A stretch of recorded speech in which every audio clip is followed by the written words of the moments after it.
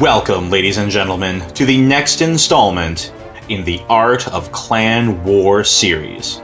Greetings, my clashing comrades, and thank you for joining me here today. My name is Magnus, and in this episode, we are going to once again be focusing on Town Hall 6 War Attack Strategies. Last time we talked about the WAG attack, but in this video we are going to take to the skies as we explore the Balloon Parade. So, just like last time, we are going to briefly go over some basic concepts behind the balloon attack. In some ways, very similar to the WAG attack, you are basically swapping out giants for balloons and still using archers, wizards, and heal spells. The difference comes in deployment order, pathing, and target priority. There are several important differences between giants and balloons. Whereas giants are strong in hit points but weak in damage, balloons are weak in hit points but strong in damage. Balloons are also, obviously, air troops. They will not be vulnerable to any ground defenses such as cannons, mortars, bombs, and spring traps, and will be undismayed by any walls.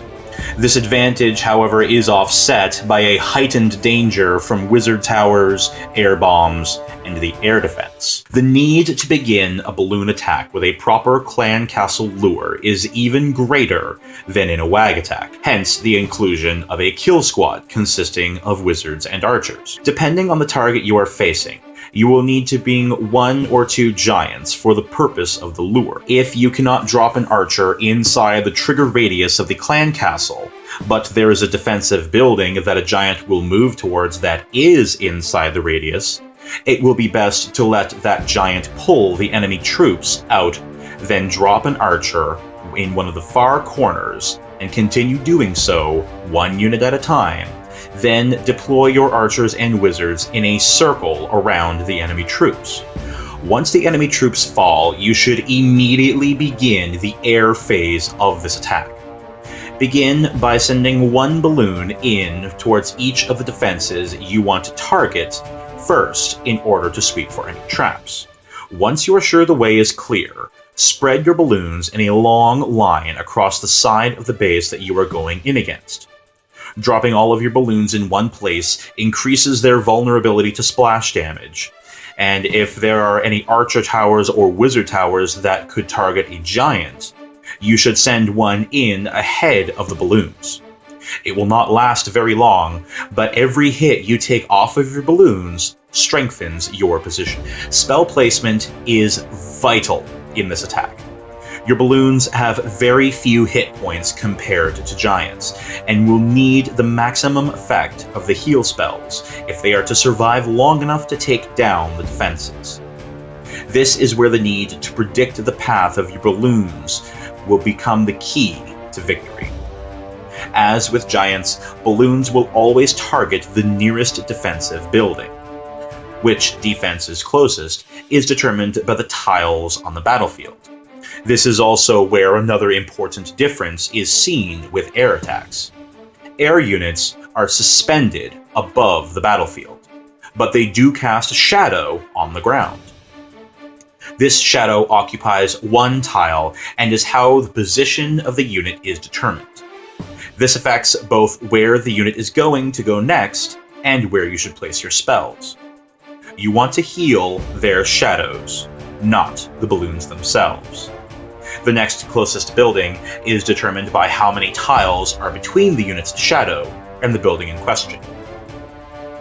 There are many players at Town Halls 4, 5, and even some at Town Hall 6 who are unaware of the importance of the air defense, and you will find many bases either with an air defense all alone on the outside or with no air defense at all.